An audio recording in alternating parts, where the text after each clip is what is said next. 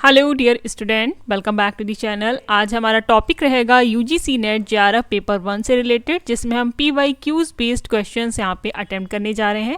ये हमारा revision lecture है क्योंकि आपका एग्जाम्स जो हैं दिसंबर 2025 के 31 दिसंबर से स्टार्ट होने वाले हैं और जो कि 7 जनवरी तक कंडक्ट कराए जा रहे हैं। आपको पॉलिटिकल साइंस सब्जेक्ट का पेपर 6 जनवरी को हो रहा है। चैनल पे पॉलिटिकल साइंस और यूजीसी नेट जेआरएफ पेपर 1 जो आपका कॉमन पेपर आता है वो भी सॉल्व कराया जा रहा है। आई होप आपको लेक्चर्स पसंद आ रहे होंगे। अगर आपको लेक्चर्स पसंद आ रहे हैं तो आप चैनल को लाइक, सब्सक्राइब, शेयर करें, चैनल से कनेक्टेड हैं। जितना ज़्यादा हो सके उतना ज़्यादा रिवीजन करें क्योंकि टाइम बहुत कम बचा हुआ है। We have only I think 4 days. तो इन सभी चीज़ों को ध्यान में रखते हुए लेक्चर्स देखें क्योंकि टॉपिक का आप डेप्थ में नहीं पढ़ सकते, बट हाँ PYQs आप सॉल्व कर सकते हैं जिससे आपको समझ में आएगा कि क्वेश्चन किस तरीके के आ सकते हैं। हो सकता है आपको रिपीटेड मोड पे कुछ क्वेश्चंस देखने को भी मिल जाएं एज इट इज़।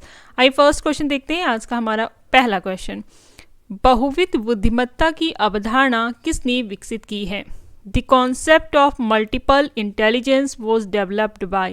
ये 1 लाइनर क्वेश्चन हैं। अगर आपको आता है तो इनमें आंसर आप टिक कर पाएंगे, नहीं आ रहा है तो फिर आप टिक नहीं कर पाएंगे। ऐसे क्वेश्चंस को आपको याद कर लेना है अगर आपने थ्योरी नहीं पढ़ रखी है। Multiple intelligence was developed by, ये कॉन्सेप्ट किसने डेवलप किया है? Option 1 Howard Gardner, option 2 Robert Sternberg, option 3 Alfred Binet, option 4 Charles Spearman. तो मल्टीपल इंटेलिजेंस या बहुविध बुद्धिमत्ता की अवधारणा ये हार्वर्ड गार्डनर के द्वारा दी गई है। Option 1 is right answer. ये आपको याद रखना है। Multiple intelligence, the concept of multiple intelligence was developed by Harvard Gardner. आइए नेक्स्ट क्वेश्चन देखते हैं। हमारा नेक्स्ट क्वेश्चन क्या है? Swayam study webs of active learning for young aspiring minds platform की शुरुआत किस वर्ष में हुई थी? स्वयं की फुल फॉर्म भी एग्जाम में पूछी जाती है, इसलिए आप इसे भी देख लें। Study webs of active learning for young aspiring minds platform was launched in option 1 2015, option 2 2016, option 3 2017, option 4 2018। अगर आपको इसकी डेट याद है तो आप डेट कमेंट करके हमें बताएं कि किस डेट पे ही लॉन्च हुआ था। ईयर यहाँ पे हम आपको आंसर बताएंगे। एक बार फिर से इसकी फुल फॉर्म देखिए। Swayam study webs of active learning for young aspiring minds platform was launched in. इस क्वेश्चन का सही आंसर है ऑप्शन 3 2017 में ये शुरू हुआ था। स्वयं, देखिए स्वयं और स्वयं प्रभा बोथ आर डिफरेंट, ये आपको याद रखना है। स्वयं जो है ये 2017 में शुरू किया गया था। आइए नेक्स्ट क्वेश्चन देखते हैं। हमारा नेक्स्ट क्वेश्चन क्या है? राष्ट्रीय मूल्यांकन एवं प्रत्यायन परिषद की स्थापना निम्न वर्ष में हुई थी। राष्ट्रीय मूल्यांकन एवं प्रत्यायन परिषद की स्थापना किस वर्ष में हुई थी? The national assessment and accreditation council NAC was established in 1992, option 2 1994, option 3 1996, option 4 1998। आपको बताना है कि जो NAC है, the national assessment and accreditation council, ये कब शुरू हुआ था? इस क्वेश्चन का सही आंसर है ऑप्शन 2 1994 में। 1994 में इसकी शुरुआत हुई थी, ये आपको याद रखना है।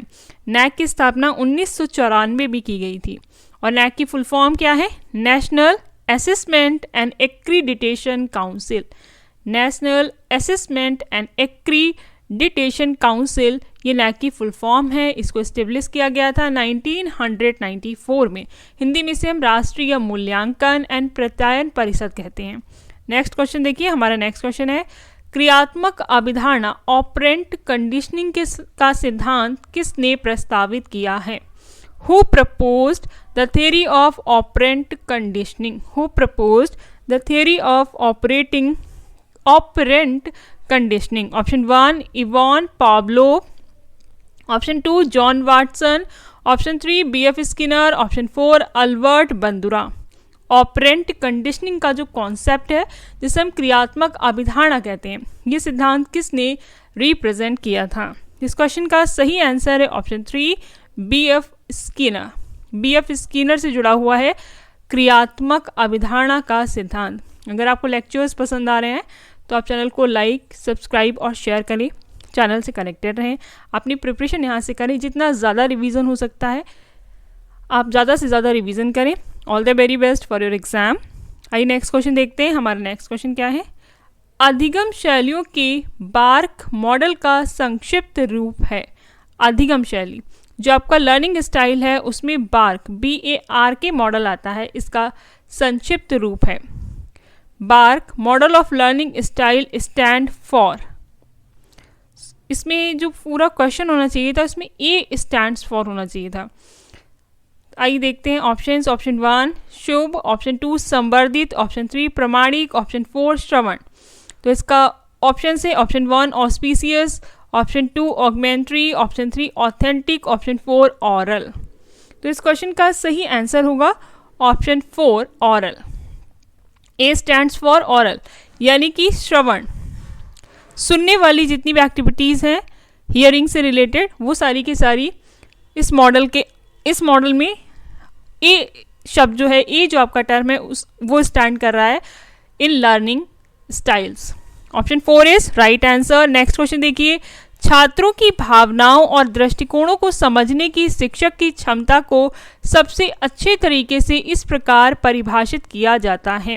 छात्रों की भावनाओं और दृष्टिकोणों को समझने की शिक्षक की क्षमता को सबसे अच्छे तरीके से इस प्रकार परिभाषित किया जाता है।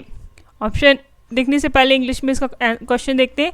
अ teacher's ability to understand students emotions and perspectives is best described as, जिसमें छात्रों के इमोशंस और उनके पर्सपेक्टिव को, उनके जो इमोशंस हैं उनको जो शिक्षक समझ रहा है, शिक्षक की क्षमता को सबसे अच्छे तरीके से किस में परिभाषित किया जा सकता है। ऑप्शन 1 बौद्धिक क्षमता, ऑप्शन 2 सहानुभूति, ऑप्शन 3 हमदर्दी, ऑप्शन 4 योग्यता। Option 1 intellectual ability, option 2 empathy, option 3 sympathy, option 4 aptitude. तो इस क्वेश्चन का सही आंसर होगा ऑप्शन 2 एम्पैथी। Option 2 empathy. यहाँ पे हमने सहानुभूति लिखा है, इसको आप समानुभूति कर सकते हैं, समानुभूति। तो समानुभूति या एम्पैथी का मतलब होता है, और ऑप्शन 2 इज राइट आंसर। समानुभूति का मतलब है कि जैसा सामने वाला फील कर रहा है, जो भी दुख में है, खुशी में, आप एग्जैक्टली वही इमोशन फील कर रहे हो, तो इसको हम समानुभूति कहेंगे। छात्रों की भावनाओं और दृष्टिकोण को समझने की शिक्षक की क्षमता को सबसे अच्छी तरीके से हम परिभाषित कर सकते हैं एम्पैथी के द्वारा। Option 2 is right answer. Next question देखिए। हमारा नेक्स्ट क्वेश्चन क्या है? कक्षा में निम्नलिखित में से किसे शिक्षण को प्रभावित करने वाला बाह्य कारक माना जाता है? कक्षा में निम्नलिखित में से किसे शिक्षण को प्रभावित करने वाला बाह्य कारक माना जाता है? In a classroom, which of the following is considered as an external factor affecting teaching? Option 1 शिक्षण शैली, ऑप्शन 2 शिक्षार्थी की प्रेरणा, ऑप्शन 3 संस्थागत सहयोग, ऑप्शन 4 शिक्षक का संचार कौशल। Option 1 teaching style, option 2 learners motivation, option 3 institutional support, option 4 teacher's communication skill. कक्षा में निम्नलिखित में से किसे शिक्षण को प्रभावित करने वाला बाह्य कारक माना जाता है? तो इस क्वेश्चन का सही आंसर होगा ऑप्शन 3 संस्थात्मक सहयोग, इंस्टीट्यूशनल सपोर्ट। देखिए शिक्षण शैली, टीचिंग स्टाइल, ये तो टीचर का अपना मेथड हो गया, इंटरनल फैक्टर है, ये एक्सटर्नल तो नहीं है।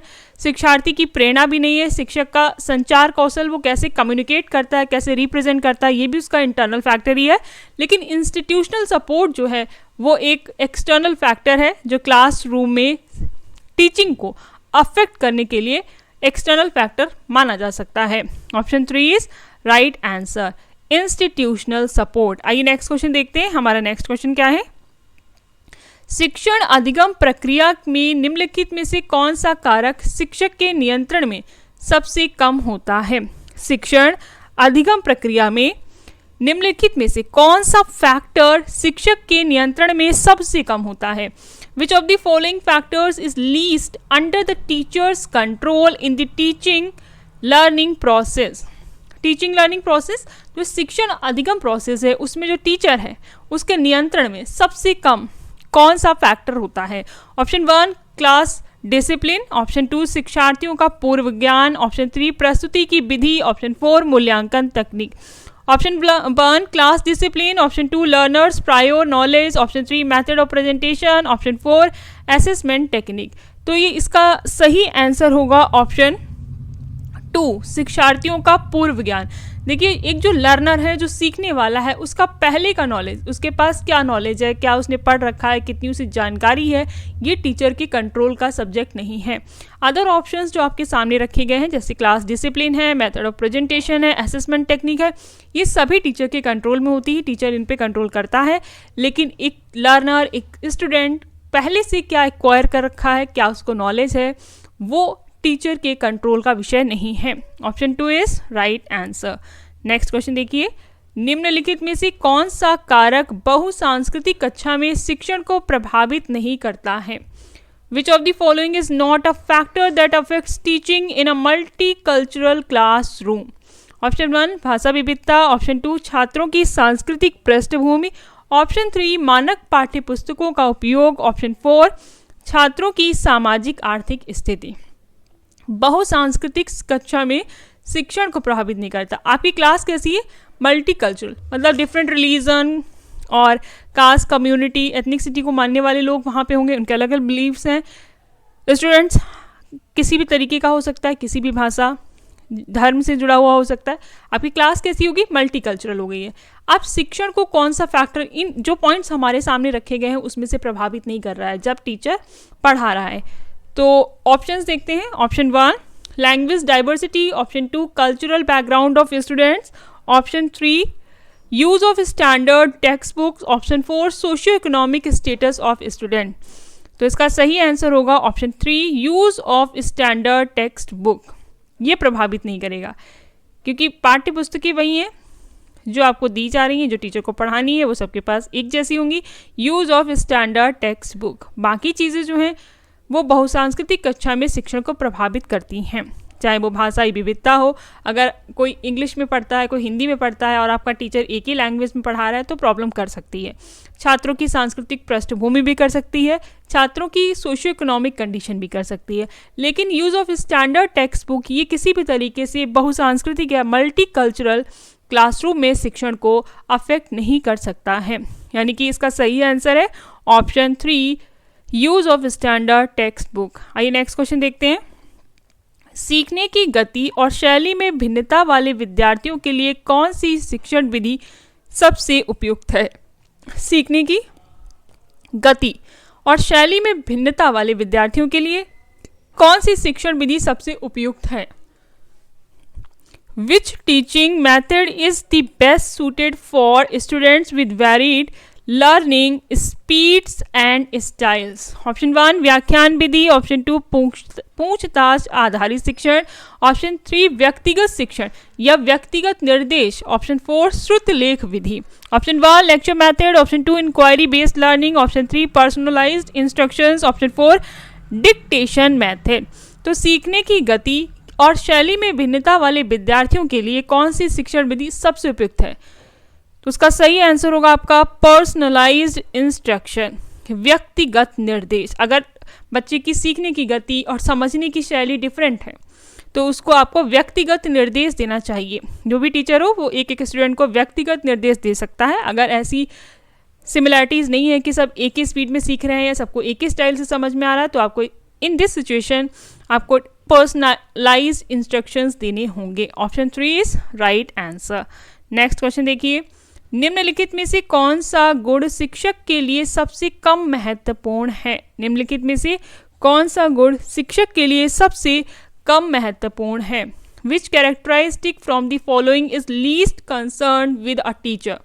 ऑप्शन 1 विषय पर अच्छी पकड़, ऑप्शन 2 कॉलेज प्रबंधन में सम्मान, ऑप्शन 3 छात्रों के साथ अच्छे संबंध, ऑप्शन 4 यहाँ पे ऑप्शन 4 है प्रभावी मौखिक संचार। Option 1 command over subject matter, option 2 respect from college management, option 3 good rapport with students, option 4 effective verbal communication. एक बार फिर क्वेश्चन देखिए कि कौन सा गुण शिक्षक के लिए सबसे कम महत्वपूर्ण है। जो भी पॉइंट्स दिए गए, which of the following is least concern with our teacher? विषय पर अच्छी पकड़ होना चाहिए, कॉलेज प्रबंधन से सम्मान, ये ऑप्शन सही है। कॉलेज प्रबंधन से सम्मान वाला जो पॉइंट है ये शिक्षक के लिए बहुत ज़्यादा इम्पॉर्टेंट पॉइंट नहीं है। Option 2 is right answer. छात्रों के साथ संबंध, ऑब्वियसली बात है कि गुड रैपोर्ट विद स्टूडेंट्स के साथ अच्छा संबंध होना चाहिए, तालमेल होनी चाहिए। ऑप्शन 4 प्रभावी मौखिक संचार, वो जो भी पढ़ा रहा है उसमें उसका इफेक्टिव वर्बल कम्युनिकेशन होना चाहिए, उसको अपने सब्जेक्ट पे कमांड होनी चाहिए so that person can easily explain all the matter जो भी उस सिलेबस से रिलेटेड है। आइए नेक्स्ट क्वेश्चन देखते हैं। हमारा नेक्स्ट क्वेश्चन क्या है, वयस्क शिक्षा एंड्रोगॉगी में निम्नलिखित में से कौन सा सिद्धांत नहीं है। In andragogy adult learning which of the following is not a principle. ये आपको बताना है कि कौन सा प्रिंसिपल नहीं है किसमें, एंड्रोगॉगी, और ये है क्या, एडल्ट लर्निंग।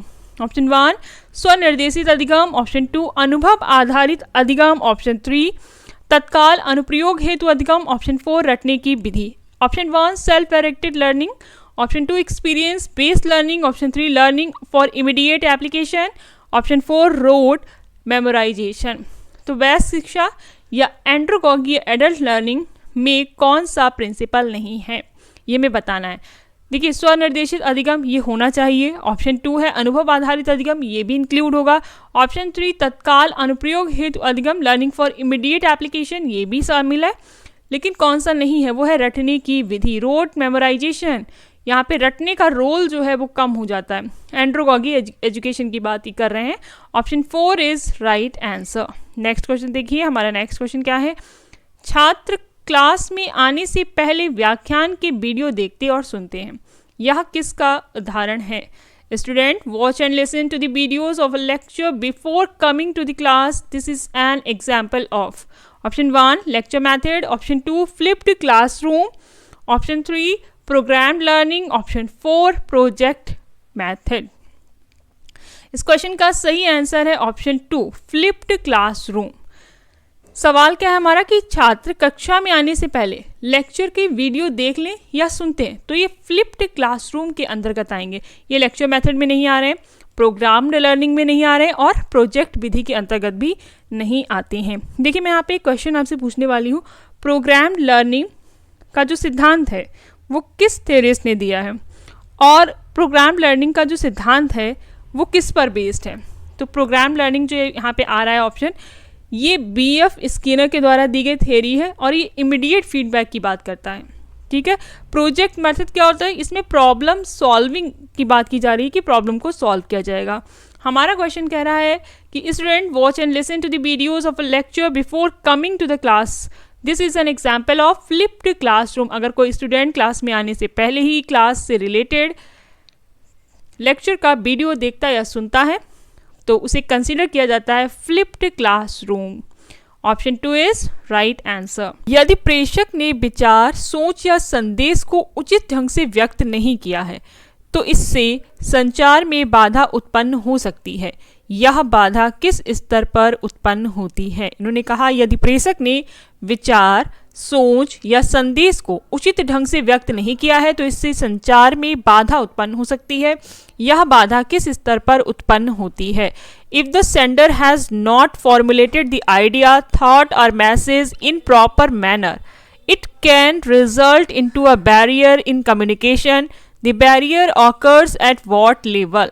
आइए देखते हैं ऑप्शंस। ऑप्शन 1 संचरण स्टेज, ऑप्शन 2 डिकोडर के अंत में, ऑप्शन 3 एनकोडर के लेवल पर, ऑप्शन 4 टेक्निकल स्टेज पर। Option 1 transmission stage, option 2 eight the end of decoder, option 3 at the level of encoder, option 4 technical stage. तो हमें बताना है कि किस लेवल पर यह बाधा उत्पन्न हो सकती है। कब की बात हो रही है, अगर कोई सेंडर है जो मैसेज भेज रहा है वो अपने विचार, सोच या संदेश को उचित ढंग से व्यक्त नहीं कर पा रहा है, तब हम किस स्टेज पे बाधा मानते हैं कि जो कम्युनिकेशन में जो नॉइज़ या जो बैरियर है वो किस लेवल पर आया है। तो इसका सही आंसर होगा at the level of encoder, encoder के स्तर पर। अब एनकोडर कौन होता है, जो सेंडर है वही एनकोडर है, और हमसे बात भी वही की जा रही है कि जो भेजने वाला है वही अपने विचार, अपने संदेश को सही ढंग से व्यक्त नहीं कर पाया है। तो ये स्टेज जो है एनकोडिंग लेवल पर ये बैरियर देखने को मिलेगा। Option 3 is right answer. Encoder कौन है, जो मैसेज सेंड करता है। डिकोडर कौन है, जो मैसेज को रिसीव कर रहा है, उसको हम डिकोडर कहते हैं। वो मैसेज को क्या करेगा, डिकोड करेगा। ट्रांसमिशन स्टेज क्या है, जिस माध्यम से आप मैसेज को भेज रहे हैं, और टेक्निकल स्टेज है। इस क्वेश्चन का जो आंसर है वो है ऑप्शन 3। आइए नेक्स्ट क्वेश्चन देखते हैं। हमारा नेक्स्ट क्वेश्चन क्या है, जब कोई व्यक्ति नींद में स्वयं से बात कर रहा हो, चिंतन कर रहा हो या सपने देख रहा हो तो इस प्रकार के संचार को कहा जाता है। अगर कोई व्यक्ति नींद में है, स्वयं से बात कर रहा है और चिंतन कर रहा है, ये सपने भी देख रहा है, तो ऐसी चिंतन को क्या कहा जाता है, इस प्रकार के संचार को, इस प्रकार के कम्युनिकेशन को क्या कहते हैं। When a person is talking to himself और सेल्फ और contemplating or dreaming while in sleep, then this type of communication is known as, इस तरीके के कम्युनिकेशन को हम क्या कहेंगे। आइए ऑप्शन देखते हैं। ऑप्शन 1 इंटरपर्सनल यानी अंतर व्यक्तिक संचार, ऑप्शन 2 अंतः व्यक्तिक संचार, ऑप्शन 3 अंतर सांस्कृतिक, ऑप्शन 4 अंतर्राष्ट्रीय international. Option 1 interpersonal, option 2 intrapersonal, option 3 intercultural, option 4 international. हमसे बात की जा रही, कोई व्यक्ति नींद में, मतलब सेल्फ टॉक आप कर रहे हो, खुद से बातें कर रहे हो, खुद ही सो रहे हो, खुद ही सपना देख रहे हो, तो इन दैट सिचुएशन इस कम्युनिकेशन को हम कहते हैं, क्या कहते हैं, इंट्रापर्सनल। किस तरीके का कम्युनिकेशन है ये, इंट्रापर्सनल, इसे अंतः व्यक्तिक संचार कहा जाता है। Option 2 is right answer. अब देखिए इंटरपर्सनल जो कम्युनिकेशन होता है, इंटरपर्सनल में 2 या 2 से ज़्यादा व्यक्ति आपस में बात करते हैं। इंट्रापर्सनल है, इसको इंग्लिश में ही समझ लीजिए। इंट्रापर्सनल अगर है तो इसका मतलब है व्यक्ति स्वयं से बात कर रहा है, और उसके एग्जाम्पल भी दिए हैं कि चिंतन कर रहा है, सपने देख रहा है, सो रहा है, ऐसे में वो कुछ सोच रहा है, तो वो आपका इंट्रापर्सनल में आ जाता है। इंटरनेशनल का मतलब हो जाता है नेशन टू नेशन बात हो रही है, कोई 2 स्टेट्स हैं जो आपस में बात कर रहे हैं। और इंटरकल्चरल आप जानते हैं कि सांस्कृतिक रूप से बातचीत हो रही है, मतलब डिफरेंट कल्चर के लोग आपस में कनेक्ट हो रहे हैं, इसे हम इंटरकल्चरल कम्युनिकेशन कहते हैं। आइए नेक्स्ट क्वेश्चन देखते हैं। हमारा नेक्स्ट क्वेश्चन क्या है, कम्युनिकेशन के कई सारे टाइप्स हैं, आपको पता है। बेसिकली हम वर्बल और नॉन वर्बल कम्युनिकेशन पढ़ते हैं। वर्बल कम्युनिकेशन का मतलब होता है शब्दों के द्वारा होने वाला कम्युनिकेशन, लिखना, बोलना, ये सब आपके शाब्दिक कम्युनिकेशन है जिसमें शब्दों का प्रयोग हो रहा है। नॉन वर्बल जिसमें शब्दों का प्रयोग नहीं होगा, ये आपको याद रखना है। नॉन वर्बल के भी कई सारे टाइप्स होते हैं, आपके लिए लेक्चर वीडियोस ऑलरेडी रिकॉर्ड किए जा चुके हैं। अगर आपको इस टॉपिक पर अपने आप को स्ट्रॉन्ग करना है, समझना है इस टॉपिक को, तो आप वो लेक्चर जा कर के देख सकते हैं। इंटरपर्सनल, इंट्रापर्सनल, ग्रुप कम्युनिकेशन, मतलब समूह की बात कर रहे हैं, मतलब 20, 25, 30 लोग जो हैं या उससे ज़्यादा हैं तो वो आपका ग्रुप कम्युनिकेशन में आ जाएगा, समूह संचार। फिर आपका मास कम्युनिकेशन, और मास कम्युनिकेशन को हम हिंदी में जन संचार कहते हैं, मतलब 500, 1000, 2000 की जो संख्या हो जाती है वो आपका मास कम्युनिकेशन हो जाता है। और मास कम्युनिकेशन होता है, इसमें सेंडर एक होगा लेकिन रिसीवर बहुत सारे होते हैं, क्योंकि मास कम्युनिकेशन में क्या, एक व्यक्ति बोल रहा है, एक व्यक्ति बात रख रहा है और काफ़ी सारे लोगों तक वो बात पहुंच रही है, यानी कि बहुत से लोग उसको रिसीव कर रहे हैं। तो इसमें रिसीवर कई सारे होंगे और सेंडर एक होता है। आइए नेक्स्ट क्वेश्चन देखते हैं। हमारा नेक्स्ट क्वेश्चन क्या है, यांत्रिक या विद्युत चैनल में खराबी होने पर संचार का निर्बाध प्रवाह बाधित होगा या अवरोध किस स्तर पर हो रहा है। There is fault in the mechanical or electrical channel. The free flow of communication will be obstructed. This obstruction is taking place at what level? Option 1 at the transmission level, option 2 at the encoder level, option 3 at the decoder level, option 4 at the feedback level. Fault कहाँ पे आ रही है ये आपको पहले देखना है, कहाँ पे है, मैकेनिकल या फिर इलेक्ट्रिकल लेवल पर संचार का फ्लो जो है वो बाधित हो रहा है, ऑब्स्ट्रक्ट हो रहा है। तो ये अवरोध किस स्तर पे हो रहा है। हमने देखा था कि पहले क्या होगा, एक सेंडर है, वो मैसेज को भेज रहा है, इसके बीच में जो प्रोसेस है उसको हम इनकोडिंग कह रहे हैं, ठीक है। फिर मैसेज जो है रिसीवर तक जाता है और रिसीवर जो है मैसेज को डिकोड करता है, उसकी व्याख्या करेगा। और एक माध्यम आपका होता है जिसके थ्रू मैसेज भेजा जा रहा है, ये आपको पता होगा।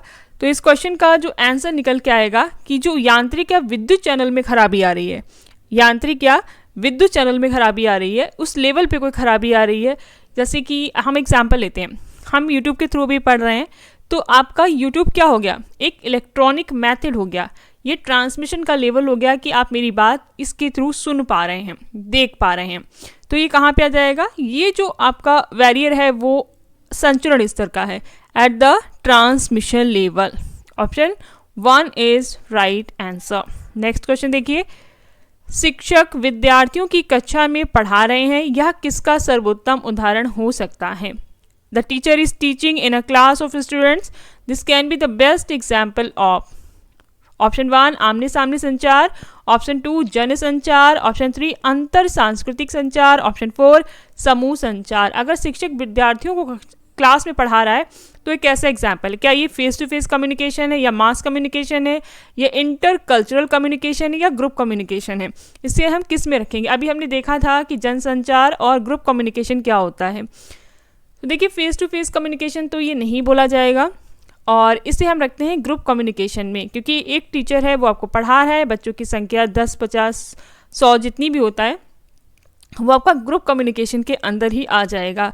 Option 4 is right answer. एक शिक्षक क्लास में पढ़ा रहा है तो ये आपका ग्रुप कम्युनिकेशन का पार्ट है। किसका पार्ट है? ग्रुप कम्युनिकेशन का। Option 4 is right answer. Next question देखिए, हमारा नेक्स्ट क्वेश्चन क्या है? शैनन बीवर मॉडल के अनुसार संचार प्रक्रिया के निम्नलिखित चरणों को क्रम से व्यवस्थित करें। शैनन बीवर मॉडल के अनुसार संचार प्रक्रिया के निम्नलिखित चरणों को क्रम में व्यवस्थित करें। Arrange in the sequence the following steps in the process of communication according to Shannon Weaver model.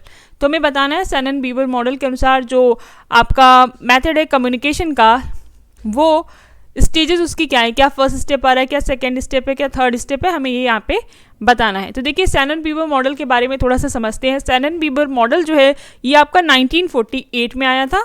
कब आया? 1948 में आया। प्लस ये 1 वे मॉडल था। 1 वे मॉडल यानी ये लीनियर मॉडल था, रैखिक मॉडल था ये। और इसका कॉन्सेप्ट जो था, किस कॉन्सेप्ट पे ये आधारित था? टेली कम्युनिकेशन पे। 1948 के समय पर जो टेलीफोन्स वगैरह आए थे तो उस टेली कम्युनिकेशन के ऊपर ये कॉन्सेप्ट दिया गया था। और शैनन बीवर मॉडल के द्वारा ही पहली बार नॉइज कॉन्सेप्ट, जो बाधा उत्पन्न हो रही है किसके थ्रू? शोर के द्वारा। नॉइज कॉन्सेप्ट जो था वो भी इंट्रोड्यूस किया गया था, ये आपको याद रखना है। हमारा क्वेश्चन जो है इसको हमें अरेंज करना है, तो आइए देखते हैं। सबसे पहले क्या हो सकता है? 1 फीडबैक, 2 डेस्टिनेशन या गंतव्य, 3 प्राप्ति, ऑप्शन 4 प्रेषक, option 5 source.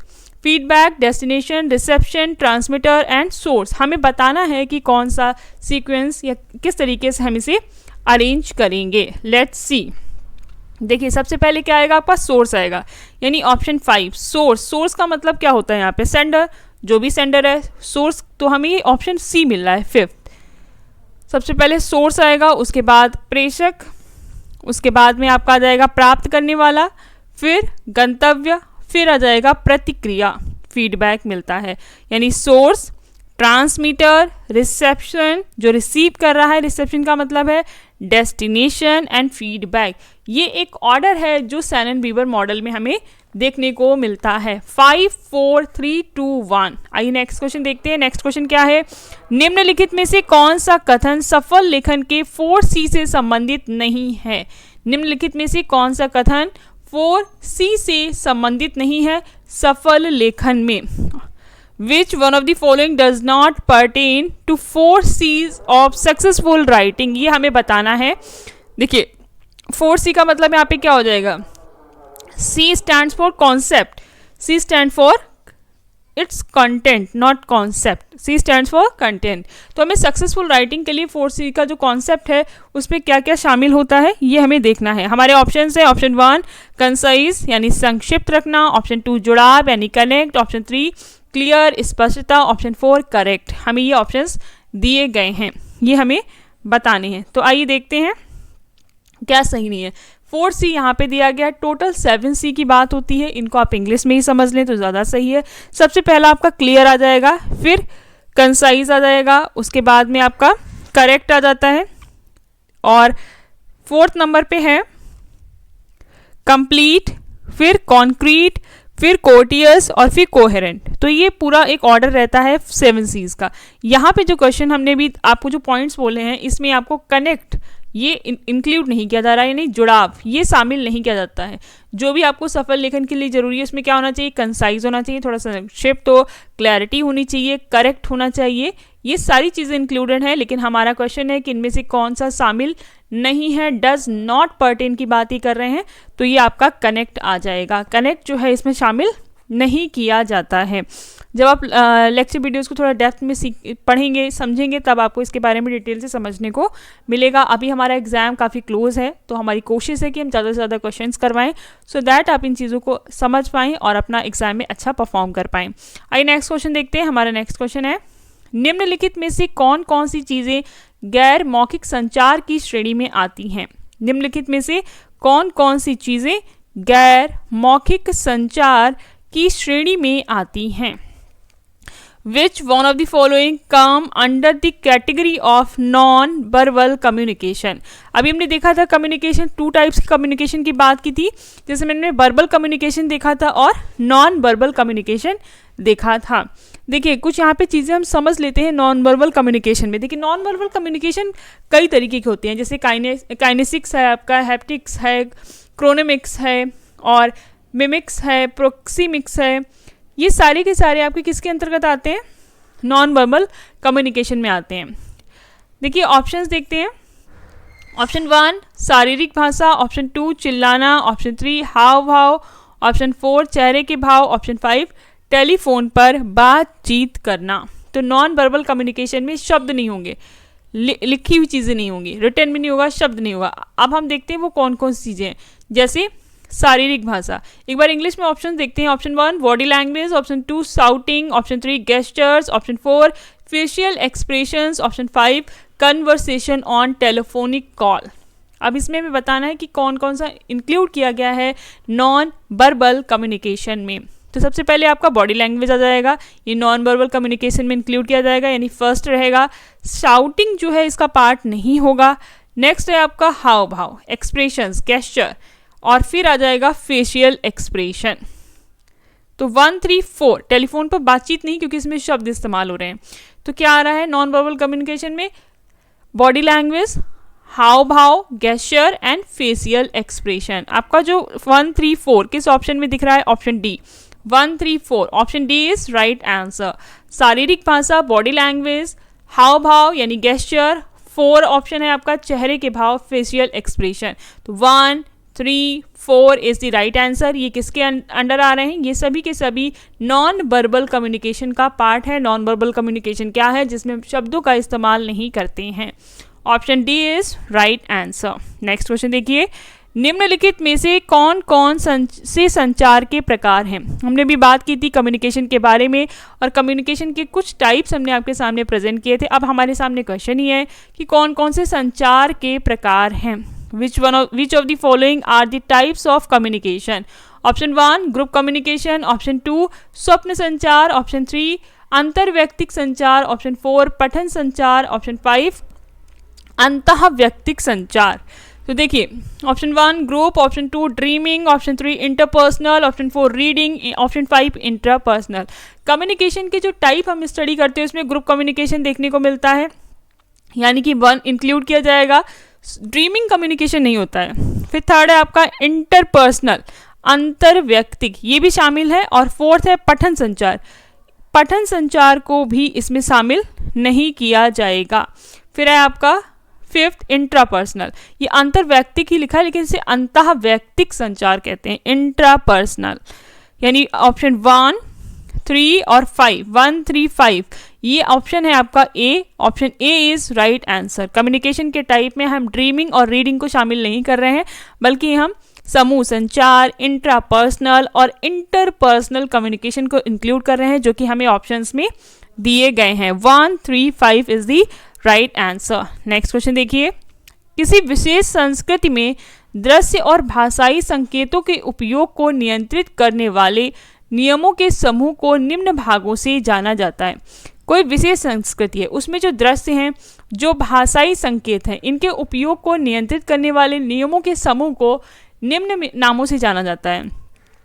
A set of rules governing the use of visual and linguistic signs within a particular culture is referred to as? Option 1 media rule, option 2 frame, text frame यानी कि जो part का frame है वो, option 3 technical norms तकनीकी मानदंड, option 4 code या फिर रूल कह सकते हैं, कोड कहिए या रूल कहिए। तो किसी विशेष संस्कृति में दृश्य और भाषाई संकेतों के उपयोग को नियंत्रित करने वाले नियमों के समूह को हम कोड कहेंगे। क्या कहेंगे? कोड, यानी वो किसी रूल, कोई एक रूल, विशेष संस्कृति है, उसके दृश्य भाषाई संकेत है, यानी उनके अपने कुछ नियम हैं, तो इसको हम रूल बोलेंगे। अगर यहाँ पे रूल लिखा होता तो आप इजीली समझ पाते। Option 4 is right answer. Next question देखिए, निम्नलिखित में से कौन से संचार में बाधा नहीं है? निम्नलिखित में से कौन सा संचार में बाधा नहीं है? Which one of the following is not a barrier to communication? निम्नलिखित में से कौन सा संचार में बाधा नहीं है? ऑप्शन 1 ऑर्गेनाइजेशनल संगठनात्मक, ऑप्शन 2 व्यक्तिगत, ऑप्शन 3 सांस्कृतिक, ऑप्शन 4 भाषाई। तो हमें बताना है कि निम्नलिखित में से कौन सा संचार में बाधा नहीं है। 1 organisational, option 2 personal, option 3 cultural, option 4 linguistic. तो इसका सही आंसर होगा हमारा व्यक्तिगत। पर्सनल जो बैरियर है वो बैरियर संचार में शामिल नहीं किया जाता है। Option 2 is right answer. Other आप ऑर्गेनाइजेशनल, ऑर्गेनाइजेशन के लेवल पे है, कल्चरल लेवल पे है, लिंग्विस्टिक लेवल पे, इन सभी तरीके के बैरियर्स को कम्युनिकेशन में इंक्लूड किया जाता है। Option 2 is right answer. Next question देखिए, जन समूह की श्रोताओं को प्रत्यक्ष रूप से प्रभावित करने की शक्ति ना होने की धारणा से किस अवधारणा का जन्म हुआ? The idea that mass do not have much power to directly influence the audience led to the concept of. जन समूह की श्रोताओं को डायरेक्ट रूप से प्रभावित करने की शक्ति ना होने की धारणा से किस धारणा या किस अवधारणा का जन्म हुआ? अच्छा, ओके, सवाल को आप समझ पाए हैं। जन समूह की श्रोताओं को प्रत्यक्ष रूप से प्रभावित करने की शक्ति अगर नहीं है तो उससे क्या हो रहा है? The idea that mass do not have much power to directly influence the audience led to the concept of. Option 1 सीमित प्रभाव, ऑप्शन 2 सामूहिक प्रभाव, ऑप्शन 3 व्यक्तिगत प्रभाव, ऑप्शन 4 नियंत्रित प्रभाव। Option 1 limited effect, option 2 mass effects, option 3 individual effects, option 4 regulated effect. तो कहीं ना कहीं एक सीमित प्रभाव है। कैसा प्रभाव है? सीमित प्रभाव है, सीमित प्रभाव। Option 1 is right answer. Hello dear student, welcome back to the channel. आज हमारा यूजीसी नेट जेआरएफ पेपर 1 से रिलेटेड टॉपिक रहेगा, जिसमें हम कम्युनिकेशन का पार्ट 2 कवर कर रहे हैं। ये लेक्चर वीडियोस PYQs बेस्ड हैं और आपके दिसंबर 2025 एग्जाम्स को ध्यान में रखते हुए बनाए जा रहे हैं। आपका यूजीसी नेट जेआरएफ का पेपर जो है 31 दिसंबर से स्टार्ट होने जा रहा है और पेपर 1 कॉमन पेपर है, जिसमें आपको 50 क्वेश्चंस करने होते हैं। ये जितने भी लेक्चर्स अभी तक आपके लिए अपलोड किए गए हैं एग्जाम ओरिएंटेड हैं, आप इन्हें ज़रूर देखें। अगर आपको लेक्चर्स पसंद आ रहे हैं तो आप चैनल को लाइक, सब्सक्राइब, शेयर करें। और आज का हमारा लेक्चर वीडियो रिलेटेड है कम्युनिकेशन यानी संचार से, संप्रेषण से जुड़ा हुआ है। आइए फर्स्ट क्वेश्चन देखते हैं। निम्नलिखित में से किसे लोकप्रिय माध्यम माना जाता है? निम्नलिखित में से किसे लोकप्रिय माध्यम माना जाता है? Which of the following are considered hot media? अब ये यहाँ पे हॉट मीडिया की बात कर रहे हैं, इसको यहाँ हिंदी में कन्वर्ट कर दिया तो लोकप्रिय माध्यम कर दिया है। आप इसे हॉट मीडिया के टर्म में याद रखें, ज़्यादा बेहतर रहेगा। Which of the following are considered as hot media? Option 1 telephone, option 2 television, option 3 radio, option 4 cinema, option 5 photograph. देखिए हॉट मीडिया या कोल्ड मीडिया का जो कॉन्सेप्ट है, ये सबसे पहले आपको समझना चाहिए कि हॉट मीडिया और कोल्ड मीडिया का कॉन्सेप्ट क्या है। देखिए हॉट मीडिया और कोल्ड मीडिया का कॉन्सेप्ट जो सबसे पहली बार लेकर आए थे वो थे मार्शल मैकलुहान। इनके द्वारा ये कॉन्सेप्ट इंट्रोड्यूस कराया गया था। क्वेश्चन अटेम्प्ट करना है तो हमें पता होना चाहिए कि हॉट मीडिया क्या है, कोल्ड मीडिया क्या है। तो हम यहाँ पे डिफाइन करते हैं। हॉट मीडिया में जो क्वालिटीज़ होती हैं उसमें पहला क्या रहेगा? High definition. H stands for high, ऐसे हम इसको थोड़ा रिलेट करके पढ़ सकते हैं। हॉट मीडिया में क्या रहती है? हाई डेफिनेशन, मतलब जो भी डेफिनेशन होगी वो पूरी होगी, हाई क्वालिटी होगी। दूसरा, इसमें कंटेंट जो है वो ज़्यादा से ज़्यादा होगा। और इसमें जो आपका रिसीवर है, जो रिसीव कर रहा है उस डेटा को, वो कैसा होगा? पैसिव है, वो निष्क्रिय है, बहुत ज़्यादा एक्टिव नहीं होगा। ऑडियंस का पार्टिसिपेशन इसमें कम रहता है। अभी हम इसके एग्जाम्पल्स भी आपके साथ शेयर कर रहे हैं, जैसे सिनेमा है, मूवी है, रेडियो, फोटोग्राफ, प्रिंटेड, बुक्स हैं, न्यूज़पेपर हैं, लेक्चर, ये सारे सभी के सभी किस में आते हैं, हॉट मीडिया के एग्जाम्पल्स हैं। और हॉट मीडिया का कॉन्सेप्ट आपको मैंने यहाँ पे क्लियर किया है। अब हम कोल्ड मीडिया देखते हैं। कोल्ड मीडिया क्या है, जस्ट अपोजिट हमें कर देना है कोल्ड मीडिया को। कोल्ड मीडिया में लो डेफिनेशन रहती है, लेस कंटेंट है, कम कंटेंट इसमें देखने को मिलेगा। अब जब कम कंटेंट है तो इसमें पार्टिसिपेशन कैसा हो रहा है, एक्टिव पार्टिसिपेशन ऑफ ऑडियंस देखने को मिलेगा। बहुत ज़्यादा पार्टिसिपेंट है ऑडियंस का और ऑडियंस एक्टिव है। इसके एग्जाम्पल्स अगर हम देखें तो इसमें television, telephone, seminar, cartoon, speech, ये सारी के सारी एग्जाम्पल्स जो हैं वो कोल्ड मीडिया से रिलेटेड हैं। हमारे क्वेश्चन में पूछा गया है कि हमें हॉट मीडिया के एग्जाम्पल्स को बताना है, कौन कौन से हॉट मीडिया से रिलेटेड है। अब आपके लिए क्वेश्चन करना इजी हो जाएगा। देखिए टेलीफोन, टेलीविज़न, ये आपके किस में आ रहे हैं, ये तो अभी मैंने क्लियर किया है कि कोल्ड मीडिया के पार्ट हैं। तो हमारा ऑप्शन बचा 3, 4, 5, रेडियो, सिनेमा एंड फोटोग्राफ। 3, 4, 5 कौन से एग्जाम्पल, ये ऑप्शन सी है। 3, 4, 5 इज़ द राइट आंसर, जिसमें हम रेडियो, सिनेमा और फोटोग्राफ, ये 3 एग्जाम्पल्स जो हैं ये हॉट मीडिया से रिलेटेड हैं। आपको मैंने यहाँ पे क्लियर किया है कि हॉट मीडिया और कोल्ड मीडिया का कॉन्सेप्ट क्या है। अगर आप समझ गए तो अच्छा है, क्योंकि इससे रिलेटेड क्वेश्चंस जो है आपको एग्जाम में देखने को मिलते हैं। आइए नेक्स्ट क्वेश्चन देखते हैं। हमारा नेक्स्ट क्वेश्चन क्या है, निम्नलिखित में से किसकी आलोचना समाचार मीडिया को का स्तर गिराने के लिए की गई है। Which of the following has been criticised for dumping down the news media. किसकी आलोचना समाचार मीडिया का स्तर गिराने के लिए की गई है। ऑप्शन 1 मौसम प्रसारण, ऑप्शन 2 व्यावसायिक प्रोसर, ऑप्शन 3 पत्रिकाएं, option 4 television. Option 1 weather broadcast, option 2 commercial brochures, option 3 magazines, option 4 television. तो इसमें जो डंपिंग डाउन देखने को मिल रहा है न्यूज़ मीडिया का, वो किसकी वजह से सबसे ज़्यादा होता है। तो इसका सही आंसर है टेलीविज़न, कि बहुत ही जल्दी कोई भी चीज़ टेलीविज़न पे पब्लिश कर दी जाती है, ब्रॉडकास्ट कर दिया जाता है। तो ऑप्शन 4 इज राइट आंसर। आइए नेक्स्ट क्वेश्चन देखते हैं। अशाब्दिक संचार यानी कि नॉन वर्बल में से किसी विचार या भावना को व्यक्त करने वाले प्रतीक को निम्न नामों से जाना जाता है। A symbol that represents an idea और thought in non verbal communication is referred to as a symbol that represents an idea or thought in non-verbal communication is referred to as। non-verbal communication क्या है, ये आपको इससे पहले वाला जो lecture डाला गया है आज ही अपलोड किया है, एग्जाम ओरिएंटेड है, आप उसे जाकर देखें। उसमें आपको वर्बल और नॉन वर्बल कम्युनिकेशन क्या है उसके टाइप्स भी समझने को मिल जाएंगे। तो देखिए नॉन वर्बल कम्युनिकेशन में किसी विचार या भावना को व्यक्त करने के लिए प्रतीक को निम्न नामों से जाना जाता है। किस नाम से जाना जाता है। ऑप्शन 1 गूढ़ प्रतीक या छिपा हुआ अर्थ, ऑप्शन 2 प्रभावी प्रतीक, ऑप्शन 3 अमूर्त प्रतीक, ऑप्शन 4 वैचारिक प्रतीक। हमें बताना है कि इसका सही आंसर क्या होगा। देखिए इसका सही आंसर होगा आपका एब्स्ट्रैक्ट सिंबल। जो नॉन वर्बल कम्युनिकेशन है ये एब्स्ट्रैक्ट सिंबल्स को रिप्रेजेंट करते हैं, रिफर करते हैं। एब्स्ट्रैक्ट सिंबल, अमूर्त कॉन्सेप्ट, ये आपको याद रखना है। आपने ये कॉन्सेप्ट भी मैंने इससे पहले का जो लेक्चर वीडियो अपलोड किया था उसमें क्लियर किया था कि कॉन्सेप्ट का क्या मतलब है। 2 टर्म्स आप सुनते होंगे, एक है कॉन्क्रीट, दूसरा है एब्स्ट्रैक्ट। तो कॉन्क्रीट में ठोस है, मतलब जो चीज़ें आपको दिखाई पड़ रही हैं। एब्स्ट्रैक्ट में क्या है, हिडन थॉट है आपका, जो दिखाई नहीं पड़ रहा है, इनटेंजिबल है, विच कांट बी टच्ड। तो किसी विचार या भावना को व्यक्त करने के लिए नॉन वर्बल कम्युनिकेशन में जो प्रतीक यूज़ होता है, जो सिंबल यूज़ होता है, उसे हम एब्स्ट्रैक्ट सिंबल कहते हैं। आइए नेक्स्ट क्वेश्चन देखते हैं। हमारा नेक्स्ट क्वेश्चन क्या है, विकास के प्रारंभिक चरणों में प्रसारण मीडिया की विशेषताएं इस प्रकार थीं। In the early stages of development broadcast media व मार्क्ड बाय। विकास के प्रारंभिक चरणों में प्रसारण मीडिया की विशेषताएं इस प्रकार की थीं। ऑप्शन 1 सकारात्मक संचार, ऑप्शन 2 नकारात्मक संचार, ऑप्शन 3 एक तरफा संचार, ऑप्शन 4 दो तरफा संचार।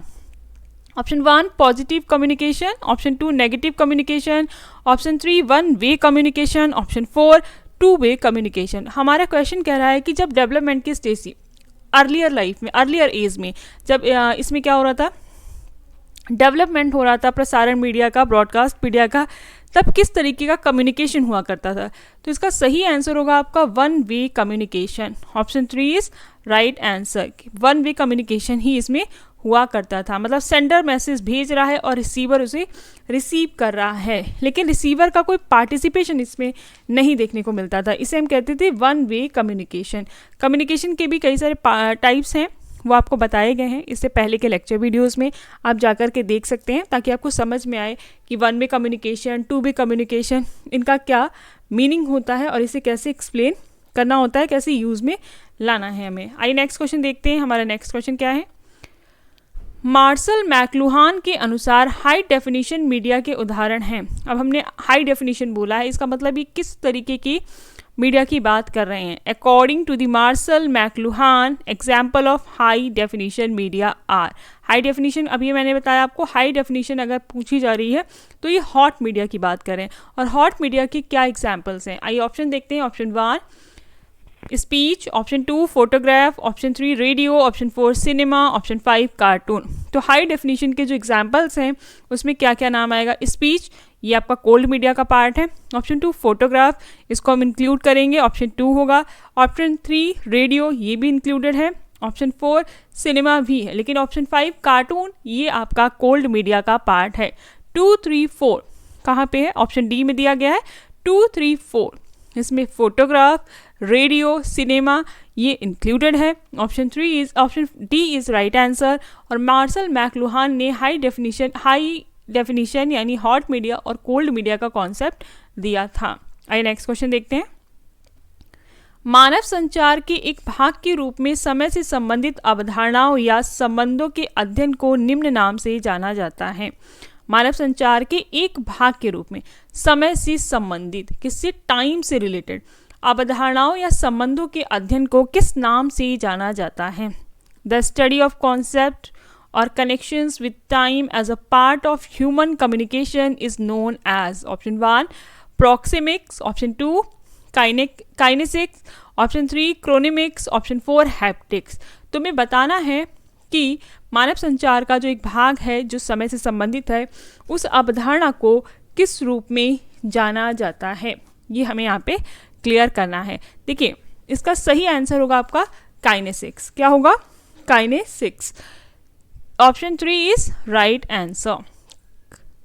इसे हम क्रोनोमिक्स कहते हैं, सॉरी क्रोनोमिक्स, नॉट काइनेसिक्स। ये ऑप्शन जो है आपका गलत मैंने बोल दिया, ऑप्शन 3 है क्रोनेमिक्स, ये आपको याद रखना है। ये टाइम से रिलेटेड है, ये छोटा सा पार्ट आप याद रखें, अगर डायरेक्टली आ जाए तो ये टाइम से रिलेटेड है। और हमारा जो क्वेश्चन है वो भी इसी बात की चर्चा कर रहा है कि टाइम से संबंधित अवधारणा या संबंध के अध्ययन को किस नाम से जाना जाता है। तो हमें बताना है कि ये समय से रिलेटेड है। अब इसके बाद देखिए आपके सामने एक और ऑप्शन 3 पहले आपसे सही कर लें, फिर हम अदर ऑप्शंस को यहाँ पे क्लियर कर लेते हैं। प्रॉक्सिमिक्स जो है ये रिलेट करता है आपका डिस्टेंस से। प्रॉक्सिमिक्स जो है ये रिलेटेड है डिस्टेंस से। फिर आ जाता है आपका हैप्टिक, तो ये हैप्टिक्स जो है वो टच से रिलेटेड है। और एक ऑप्शन दिया गया इसमें काइनेसिक्स, ये आपके बॉडी लैंग्वेज यानी कि हाव भाव से रिलेटेड है। तो हो सकता है इस तरीके से क्वेश्चन मैच द फॉलोइंग में दे दिया जाए तो आप इसे इजिली कर पाएंगे। आइए नेक्स्ट क्वेश्चन देखते हैं। हमारा नेक्स्ट क्वेश्चन क्या है? निम्नलिखित में से किसे संचार के एक भाग के रूप में संकेत विज्ञान को स्थापित करने वाले अग्रणी लेखकों में जाना जाता है? Who among the following is identified as one of the pioneer authors to set semiotics as part of communication? यानी कम्युनिकेशन में संकेतों का प्रयोग करने का कार्य जो था सबसे पहले किसने किया था, ये आपको बताना है। और अगर हम बात करें सेमियोटिक्स की कि ये क्या है, इसका मतलब है सिंबल्स के द्वारा कम्युनिकेट करना। सिंबल्स के द्वारा कम्युनिकेट करना। Option 1 iron ever, option 2 Walter Lipman, option 3 Joseph Pulitzer, option 4 John Locke. तो इस क्वेश्चन का सही आंसर होगा option 4 John Locke. John Locke पहले ऐसे व्यक्ति थे जिन्होंने सिंबल्स के थ्रू कम्युनिकेशन की चर्चा की थी, कम्युनिकेशन की बात की थी थ्रू सिमायोटिक्स या सिंबल्स के थ्रू बात करना। इनका एक एसी है, एसी कंसर्निंग विद जस्टिस है, शायद एक बार चेक करना पड़ेगा। तो उसमें इन्होंने जॉन लॉक ने ये कॉन्सेप्ट दिया था सिमायोटिक्स का, जिसमें हम बात कर रहे हैं सिंबल्स के थ्रू कम्युनिकेट करना। Option 4 is right answer. Next question देखिए, हमारा नेक्स्ट क्वेश्चन क्या है। डिजिटल संचार में टेलीविजन प्रसारण और रेडियो प्रसारण निम्नलिखित में से किसके उदाहरण हैं? Digital communication, a television broadcast and a radio broadcast are example of dash type of transmission. Digital communication में television broadcast and radio broadcast जो है वो किसके एग्जाम्पल हैं? हमारे सामने ऑप्शन है, ऑप्शन 1 स्वचालित, option 2 half duplex, option 3 simplex, option 4 full duplex. तो हमें बताना है कि ये किसके एग्जाम्पल हैं। इसका सही आंसर रहेगा simplex. Option 3 is right answer. अब हमें पता होना चाहिए कि सिंपलेक्स का मतलब क्या है, और टेलीविजन प्रसारण हो या रेडियो ब्रॉडकास्टिंग जो होती है वो करते क्या है। देखिए, वो वन वे कम्युनिकेशन को प्रेजेंट कर रहे हैं। किसको? One way communication. इसमें एक साइड से कम्युनिकेशन होता है, सेंडर अपना मैसेज भेजता है, रिसीवर उसको ले रहा है, लेकिन कुछ भी रिस्पॉन्स नहीं आता है उस पर। केवल वन वे कम्युनिकेशन हमें यहाँ पे देखने को मिलता है सिंपलेक्स के अंदर। और ये टेलीविज़न ब्रॉडकास्ट और रेडियो ब्रॉडकास्ट के अंदर यही चीज़ें होती हैं। तो इसका सही आंसर हो जाएगा आपका सिंपलेक्स, SIMPLEX सिंपलेक्स। अब देखिए, इसमें हाफ डुप्लेक्स की बात अगर हम करें, हाफ डुप्लेक्स का मतलब क्या है? हाफ डुप्लेक्स जो है ये टू वे कम्युनिकेशन है, but not at the same time. मतलब ऐसा नहीं कि जो सेंडर भेज रहा है रिसीवर गेन कर रहा है। तो हाफ डुप्लेक्स में क्या होता है, सेंडर ने मैसेज भेज दिया, फिर उसके बाद में रिसीवर उस पर रिस्पॉन्स करता है। दोनों बातें जो हैं वो साथ साथ नहीं चल रही कि सेंडर रिसीवर जो है वो साथ साथ कम्युनिकेट कर रहे हैं, नहीं। हाफ डुप्लेक्स में क्या होता है कि सेंडर ने मैसेज भेज दिया है, उसके बाद में रिसीव करने वाला अपना रिस्पॉन्स देता है। इसमें हम वॉकी टॉकी का एग्जाम्पल ले सकते हैं, जो पुलिस वगैरह यूज़ करते हैं कि वो अपना मैसेज भेजते हैं, उसके बाद ही सामने से रिस्पॉन्स आता है। ये हाफ डुप्लेक्स में होता है। फुल डुप्लेक्स में क्या है? नॉर्मल कॉन्वर्सेशन, कि दोनों तरफ से ही नॉर्मली कॉन्वर्सेशन हो रही है। इसे हम किस में कहते हैं? टू वे कम्युनिकेशन है। ये किसकी बात कर रहे हैं? फुल डुप्लेक्स की। और सिंपलेक्स में क्या होता है? वन वे कम्युनिकेशन होता है। ये आपको याद रखने हैं। अगर आपको लेक्चर्स पसंद आ रहे हैं तो आप चैनल को लाइक, सब्सक्राइब, शेयर करें, चैनल से कनेक्टेड रहें और अपनी प्रिपरेशन यहाँ से स्टार्ट कर सकते हैं। आइए नेक्स्ट क्वेश्चन देखते हैं। हमारा नेक्स्ट क्वेश्चन क्या है? द्वितीय मीडिया युग की विशेषताएं निम्नलिखित के उदय से पहचानी जाती हैं। The second media age is characterised by the rise of, option 1 print media, option 2 radio, option 3 television, option 4 interactive media. तो फर्स्ट मीडिया एज जो थी, इसके अंतर्गत ब्रॉडकास्टिंग मीडिया रहती थी, जैसे टीवी है, रेडियो है। लेकिन हमसे जो क्वेश्चन किया जा रहा है वो सेकेंड मीडिया एज का करा जा रहा है। तो सेकेंड मीडिया एज के अंतर्गत हम यहाँ पे इंटरैक्टिव मीडिया से इंटरैक्टिव मीडिया का ऑप्शन जो है सही टिक करेंगे। इसे हम सेकेंड मीडिया एज के अंतर रखते हैं। आइए नेक्स्ट क्वेश्चन देखते हैं। निम्नलिखित में से कौन कौन से पैरा लैंग्वेज के उदाहरण हैं? Which of the following are examples of paralanguage? आज जो आपके लिए एक लेक्चर वीडियो डाला गया है वो हमने अपलोड किया था, आज दिन में डाला गया होगा, शायद देखना होगा। उसमें मैंने पैरा लैंग्वेज, इवन कम्युनिकेशन के टाइप्स को बहुत अच्छे से डिटेल में कवर किया है। वहाँ पे हमने पैरा लैंग्वेज को भी कवर किया है। तो आपको बता रहा है पैरा लैंग्वेज का क्या मतलब होता है। पैरा लैंग्वेज मतलब हो गया बोलने का तरीका, लैंग्वेज मतलब भाषा हो गया, और पैरा यानी बोलने का तरीका। पैरा लैंग्वेज बोलने का तरीका कि आपकी टोन कैसी रहती है, आपकी वॉइस कैसी रहती है, हाई पिच है, लो पिच है, जो भी आपका टोन है, जो भी आपका बात करने का तरीका है, वो पैरा लैंग्वेज के अंदर आता है। तो हमें यहाँ पे ऑप्शंस दिए गए हैं और हमें बताना है कि इनमें से कौन से एग्जाम्पल्स हैं जो पैरा लैंग्वेज से रिलेटेड हैं। ऑप्शन 1 आवाज़ का लहजा, ऑप्शन 2 आवाज़ की तीव्रता, ऑप्शन 3 व्यक्तिगत दूरी, ऑप्शन 4 आंखों का संपर्क, ऑप्शन 5 आवाज़ की pitch. Option 1 tone of voice, option 2 volume, option 3 personal space, option 4 eye contact, option 5 pitch. तो आइए देखते हैं इसका सही आंसर क्या है। पैरा लैंग्वेज में आवाज़ का लहजा यानी टोन ऑफ वॉइस, ये तो इंक्लूड है, अभी मैंने इसको क्लियर किया है, ऑप्शन 1 होगा। आवाज़ की तीव्रता ये भी इंक्लूड है, वॉल्यूम की बात की जा रही है। व्यक्तिगत दूरी का इसमें रोल नहीं होता है, आंखों का संपर्क भी नहीं, बल्कि ऑप्शन 5 है आवाज़ की पिच। यानी कि आपका ऑप्शन जो है 1 to 5 जहाँ पे दिया है वो सही है, option A 1 to 5, option A is right answer. Para language का उदाहरण है tone of voice, volume of voice and last है आपका पिच। ये हम पैरा लैंग्वेज के अंदर कंसीडर करते हैं। आइए नेक्स्ट क्वेश्चन देखते हैं। हमारा नेक्स्ट क्वेश्चन क्या है, संचार प्रक्रिया में सही क्रम पहचानें। Identify the correct sequence in the process of communication. ये क्वेश्चन मल्टीपल टाइम एग्जाम में पूछा गया, ये ज़रूर आप करके जाएं ताकि आपको याद रहे। ऑप्शन 1 है संदेश, ऑप्शन 2 प्राप्तकर्ता, ऑप्शन 3 सोर्स, ऑप्शन 4 माध्यम। मैसेज, रिसीवर, सोर्स, चैनल, हमें इनका एक ऑर्डर सेट करना है। तो सबसे पहला आपका आ जाएगा सोर्स, यानी ऑप्शन 3। ऑप्शन 3 दो ऑप्शंस में मिल रहा है, बी और सी में। सोर्स के बाद में जो ऑप्शन आएगा वो है मैसेज, यानी 3-1। तो हमारा सही आंसर है ऑप्शन बी। सबसे पहले सोर्स, फिर आपका मैसेज, फिर चैनल किस चैनल से भेजा जा रहा है, और फिर receiver. 3-1-4-2 is the right answer. निम्नलिखित में से कौन सी शोध की विशेषता नहीं है? निम्नलिखित में से कौन सी शोध की विशेषता नहीं है? Option 1, Which of the following is not a characteristic of research? Which of the following is not a characteristic of research? हमारे ऑप्शंस हैं ऑप्शन 1 व्यवस्थित, ऑप्शन 2 तार्किक, ऑप्शन 3 अव्यवस्थित, ऑप्शन 4 अनुभवजन्य। Option 1 systematic, option 2 logical, option 3 unorganised, option 4 empirical. तो इस question का सही आंसर क्या होगा, हमें बताना है कि कौन सी शोध की विशेषता नहीं है। अगर रिसर्च की बात करें तो ये व्यवस्थित होना चाहिए, सही है। लॉजिकल होना चाहिए, ये भी ठीक है।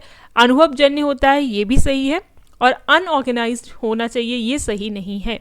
Option 3 is the right answer of given question. जो क्वेश्चन की डिमांड है उसके अकॉर्डिंग आपका ऑप्शन 3 सही है कि जो रिसर्च है वो अनऑर्गेनाइज्ड नहीं होनी चाहिए। Option 3 is the right answer.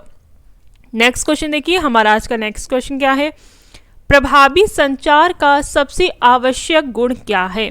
प्रभावी संचार का सबसे आवश्यक गुण क्या है? The most essential quality of effective communication is option 1 लंबी और विस्तृत व्याख्या, ऑप्शन 2 कठिन शब्दों का प्रयोग, ऑप्शन 3 अभिव्यक्ति की स्पष्टता, ऑप्शन 4 ऊंची आवाज। Option 1 long and detailed explanation, option 2 use of difficult words, option 3 clarity of expression, option 4 high pitched voice। तो इसमें क्या सही है, क्या आवश्यक गुण है? मतलब जब आप इफेक्टिव कम्युनिकेट कर रहे हो, आप प्रभावी संचार कर रहे हो, तो उसके लिए सबसे ज़्यादा ज़रूरी क्या है? ऑप्शन 1 लंबी और विस्तृत व्याख्या, तो ये सही नहीं है। ऑप्शन 2 कठिन शब्दों का प्रयोग, ये भी सही नहीं है, बहुत ज़्यादा डिफिकल्ट टर्म्स का यूज़ आपको नहीं करना होता है। अभिव्यक्ति की स्पष्टता यानी क्लैरिटी ऑफ एक्सप्रेशन ये इंपॉर्टेंट है। क्लैरिटी ऑफ एक्सप्रेशन ये काफ़ी इंपॉर्टेंट है जब आप इफेक्टिव कम्युनिकेशन की बात कर रहे हों। Option 3 is the right answer. Next question देखिए, आज का हमारा नेक्स्ट क्वेश्चन क्या है, निम्नलिखित में से कौन सा वेब ब्राउज़र नहीं है? निम्नलिखित में से कौन सा वेब ब्राउज़र नहीं है? Which of the following is not a web browser? Option 1 Mozilla Firefox, option 2 Google Chrome, option 3 MS Excel, option 4 Safari. तो इसका सही आंसर क्या है कि इनमें से कौन सा वेब ब्राउज़र नहीं है? देखिए इसका सही आंसर है ऑप्शन 3 MS एक्सेल, ये वेब ब्राउज़र नहीं है। Option 3 is the right answer. इसी तरीके के क्वेश्चंस एग्जाम में पूछे जाते हैं। अगर आप UGC नेट दिसंबर 2025 के लिए प्रिपेयर कर रहे हैं तो आप चैनल से कनेक्टेड रहें, चैनल को सब्सक्राइब, लाइक और शेयर करें और अपनी प्रिपरेशन, अपना रिवीजन यहाँ से स्टार्ट कर सकते हैं। आपको टॉपिक्स भी बताए जाएंगे, किन टॉपिक्स को आपको ज़्यादा से ज़्यादा पढ़ना है, ज़्यादा से ज़्यादा तैयार करके जाना है, कहाँ से ज़्यादा क्वेश्चंस आने की पॉसिबिलिटी है। नेक्स्ट क्वेश्चन देखिए, आज का हमारा नेक्स्ट क्वेश्चन क्या है, निम्नलिखित में से कौन सा प्रदूषक ऑटोमोबाइल द्वारा उत्पन्न होता है? Which of the following pollutants is produced by automobiles? Which of the following pollutants is produced by automobiles? Option 1 sulphur dioxide, option 2 carbon monoxide, option 3 methane, option 4 ozone. तो इस क्वेश्चन का सही आंसर है option 2 carbon monoxide. Option 2 is the right answer. जो automobile द्वारा उत्पन्न होने वाला पॉल्यूटेंट है वो है carbon monoxide. Option 2 is the right answer. आइए नेक्स्ट क्वेश्चन देखते हैं। आज का हमारा नेक्स्ट क्वेश्चन क्या है? रचनात्मक मूल्यांकन का उद्देश्य है। The main purpose of formative evaluation. आपको पता है इवैल्यूएशन से रिलेटेड भी क्वेश्चंस आते हैं। यहाँ पे जो हमारा क्वेश्चन है वो बात कर रहा है कि फॉर्मेटिव इवैल्यूएशन का मेन पर्पस क्या है। आपको बताना है। ऑप्शन 1 पाठ्यक्रम के अंत में छात्रों को ग्रेड देना। ऑप्शन 2 शिक्षण के दौरान सीखने की प्रगति की जांच करना। ऑप्शन 3 छात्र की उपलब्धि प्रमाणित करना। ऑप्शन 4 छात्रों को अगली कक्षा में प्रोन्नत करना। इंग्लिश में देखते हैं options. Option 1 to grade students at the end of a course. Option 2 to check learning progress during teaching. Option 3 to certify student achievement. Option 4 to promote students to next class. तो हमें बताना है कि formative evaluation का main purpose क्या है। इस question का सही आंसर क्या होगा? ऑप्शंस को देखिए। छात्रों को अगली कक्षा में प्रोन्नत करना, ये ऑप्शन नहीं होगा। छात्र की उपलब्धि प्रमाणित करना, ये भी नहीं होगा। ये फॉर्मेटिव इवैल्यूएशन का कॉन्सेप्ट नहीं है। पाठ्यक्रम के अंत में छात्रों को ग्रेड देना, ये भी नहीं है। इस क्वेश्चन का सही आंसर है ऑप्शन 2 शिक्षण के दौरान सीखने की प्रगति की जांच करना। Option 2 to check learning progress during teaching, मतलब आपको जो पढ़ाया जा रहा है, जब टीच किया जा रहा है, उस पीरियड में देखना कि जो लर्नर है वो कितना सीख रहा है।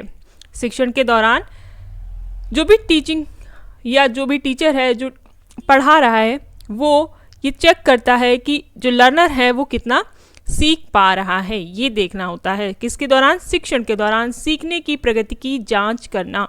Option 2 is the right answer. तो फॉर्मेटिव इवैल्यूएशन का जो राइट आंसर है वो है शिक्षण के दौरान सीखने की प्रगति की जांच करना। To check learning progress during teaching. Option 2 is the right answer. Next question देखिए।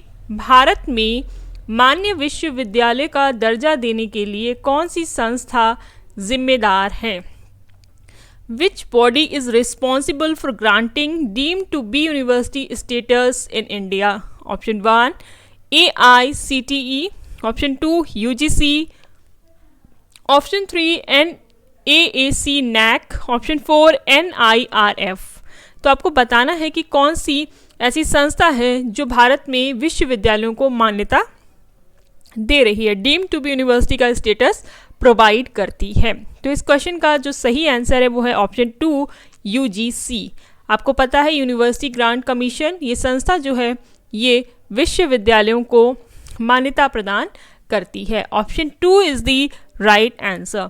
UGC कब स्टेबलाइज हुआ था? अगर आपको इसकी जानकारी है तो कमेंट करके बताएं कि ये कब स्टेब्लिश किया गया था। और NAC की फुल फॉर्म क्या है, एक बार आपको देख लेना चाहिए कि NAC की फुल फॉर्म क्या है। अगर आपको पता है, मैं इससे पहले के लेक्चर वीडियोस में आपको बता चुकी हूँ कि NAC की फुल फॉर्म क्या है। आइए नेक्स्ट क्वेश्चन देखते हैं। आज का हमारा नेक्स्ट क्वेश्चन क्या है? निम्नलिखित में से कौन सी गैस ग्रीन हाउस प्रभाव के लिए मुख्य रूप से उत्तरदायी है? निम्नलिखित में से कौन सी गैस ग्रीन हाउस प्रभाव के लिए मुख्य रूप से उत्तरदायी है? इंग्लिश में देखते हैं एक बार। Which of the following gases is mainly responsible for the greenhouse effect? Which of the following gases is mainly responsible for the greenhouse effect? Option 1 oxygen, option 2 nitrogen, option 3 carbon dioxide, option 4 hydrogen. तो green house gas के effect के लिए जो gas responsible है वो कौन सी है? Option 3 carbon dioxide. Option 3 is the right answer. Carbon dioxide, option 3 is the right answer. CO2 की ये बात कर रहे हैं हम। Carbon dioxide green house effect के लिए काफ़ी रिस्पॉन्सिबल है। Option 3 is the right answer. Next question देखिए। हमारा नेक्स्ट क्वेश्चन क्या है? कक्षा में प्रभावी संचार में सबसे बड़ी बाधा है।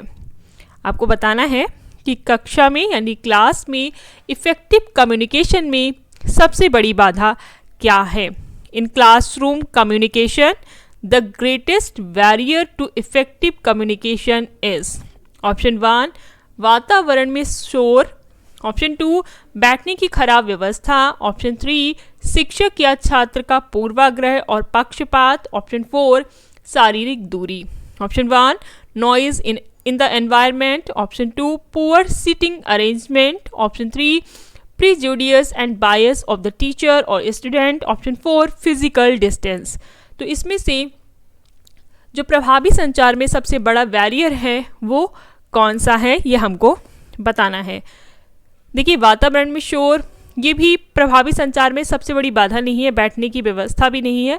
ऑप्शन 3 शिक्षक या छात्र का पूर्वाग्रह या पक्षपात, मतलब जो टीचर है या जो लर्नर है उसका एटीट्यूड, उसने पहले से ही कुछ सोच रखा है, यानी वो पूर्वाग्रह से ग्रस्त है। तो जो बात वहाँ पे बोली जा रही होगी वो उसे एज इट इज़ समझ नहीं सकता है, क्योंकि उसका जो पूर्वाग्रह है वो उसे वैसे सीखने नहीं देगा। वो टीचर के प्रति या जो लर्नर है उसके प्रति कहीं ना कहीं एक प्रेजुडियस अप्रोच बनाकर रखेगा। वो अच्छा भी हो सकता है, बुरा भी हो सकता है, लेकिन जो एज इट इज़ जो प्रेजेंट सिनेरियो में जो बात कही जा रही होगी उसको वो वैसे समझने के लिए सक्षम नहीं होगा। Option 3 is the right answer कि क्लासरूम में जो बैरियर है इफेक्टिव कम्युनिकेशन का वो है prejudice and bias of the teacher और स्टूडेंट, शिक्षक या छात्र का पूर्वाग्रह और पक्षपात। Option 3 is the right answer.